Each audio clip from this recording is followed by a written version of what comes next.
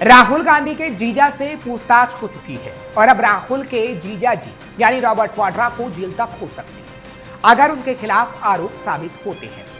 Robert Vadra का पूरा जीवन जेल में बीत सकता है और तो और अपने जीजा के साथ राहुल गांधी भी बुरा फंस सकते हैं। इसका कच्चा चिट्ठा आज हम खोलने वाले हैं और आपको बताएंगे कि कैसे जीजा साले फंसे, कौन कौन से केस में जीजा साले जेल की हवा खा सकते हैं। नमस्कार, कैपिटल टीवी का खास शो कच्चा चिट्ठा देख रहे हैं आप। मैं हूं आपके साथ हर्ष भारद्वाज। दिल्ली की राव रेवेन्यू कोर्ट ने गुरुग्राम के शिकोहपुर में बहुचर्चित जमीन सौदे से जुड़े मनी लॉन्ड्रिंग मामले में रॉबर्ट वाड्रा समेत 11 आरोपियों के खिलाफ 23 सितंबर को सुनवाई का फैसला दिया। हालांकि अब उसके लिए सबूत जुटाने की प्रक्रिया शुरू हो गई है। ईडी की ओर से 10 जुलाई को डीएलएफ की भूमिका को लेकर एक सीलबंद स्टेटस रिपोर्ट दाखिल की गई थी। कोर्ट ने डीएलएफ की भूमिका को लेकर दाखिल की गई स्टेटस रिपोर्ट पर भी विस्तार से सुनवाई करने के लिए 23 सितंबर की तारीख को तय किया था। 15 अप्रैल को राव रेवेन्यू कोर्ट ने मनी लॉन्ड्रिंग मामले में रॉबर्ट वाड्रा को बतौर आरोपी समन जारी करने का बड़ा आदेश दिया था।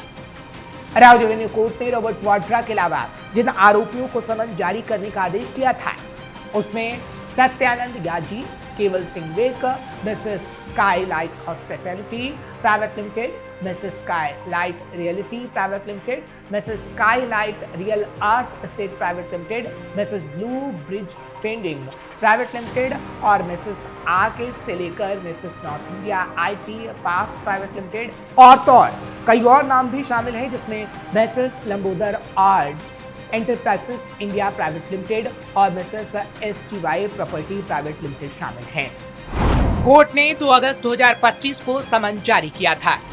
17 जुलाई 2025 को रॉबर्ट वाड्रा के खिलाफ चार्जशीट दाखिल हुई। चार्जशीट में रॉबर्ट वाड्रा और 10 अन्य लोगों के नाम हैं। ईडी ने वाड्रा की 37 करोड़ 64 लाख की 43 संपत्तियों को जब्त किया। इस मामले की शुरुआत 2008 में हुई थी। गुरुग्राम के शिकोहपुर में जमीन का सौदा हुआ था।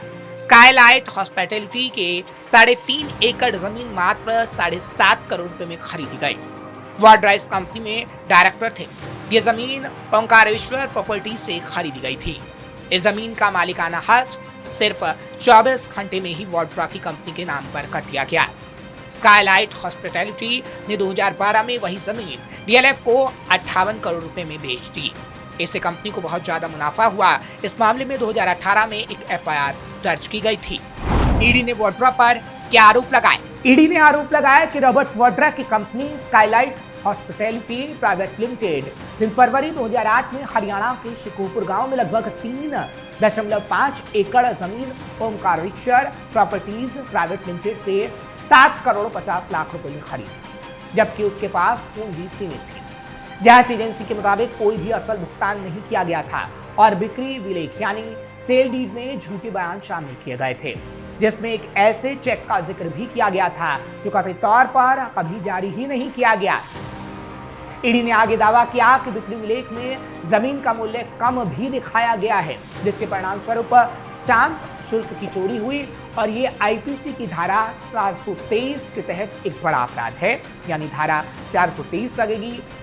अपनी अभियोजन शिकायत में ईडी ने 58 करोड़ रुपए को अपराध से प्राप्त आय के रूप में पहचाना है, यानी किस तरीके से अपराध से ही आय अर्जित की गई और कुल 58 करोड़ और तो और 63 अचल संपत्तियों को अस्थायी रूप से कुर्क भी किया गया, जिनकी कीमत 38 करोड़ 70 लाख रुपए है।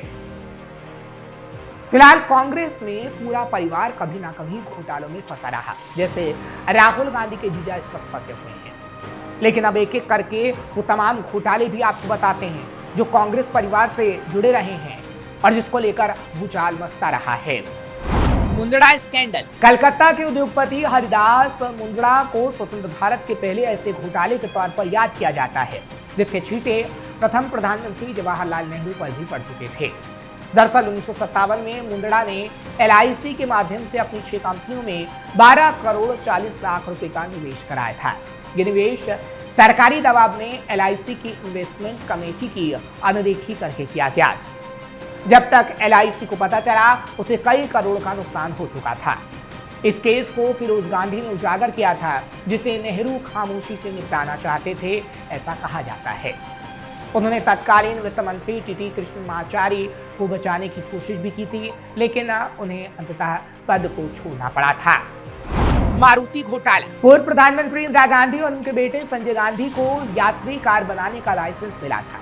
साल 1973 में सोनिया गांधी को Maruti technical services private limited का एमडी बनाया गया। हालांकि सोनिया के पास इसके लिए जरूरी तकनीकी योग्यता नहीं थी। बताया जा रहा है कि कंपनी को सरकार की ओर से टैक्स, फंड और कई ऐसी छूट मिली, जिसके बाद कई बड़े घोटाले भी सामने आए। बोफोर्स घोटाला। बोफोर्स कंपनी ने 1437 करोड़ रुपए के हवित्जर तोप का सौदा हासिल करने के लिए भारत के बड़े राजनेताओं और सेना के अधिकारियों को 1 करोड़ 42 लाख डॉलर की रिश्वत दी। आरोप है कि इसमें दिवंगत प्रधानमंत्री राजीव गांधी के साथ सोनिया गांधी और कांग्रेस के अन्य नेताओं को स्वीडन की तोप बनाने वाली कंपनी बोफोर्स ने बतौर कमीशन 64 करोड़ रुपए दिए थे। इस सौदे में गांधी परिवार के करीबी और इतालवी कारोबारी ओतावियो कानोप्री के अर्जेंटीना चले जाने पर सोनिया गांधी पर भी बड़े आरोप लगे थे। नेशनल हेराल्ड मामले में करोड़ों की हेराफेरी। अब एक और मामला जिसमें कांग्रेस के युवराज तक फंसे हुए हैं, यानी गांधी परिवार पर अवैध रूप से नेशनल हेराल्ड की मूल संपत्ति एसोसिएटेड जर्नल्स लिमिटेड यानी एजेएल की संपत्ति हड़पने का बड़ा आरोप है।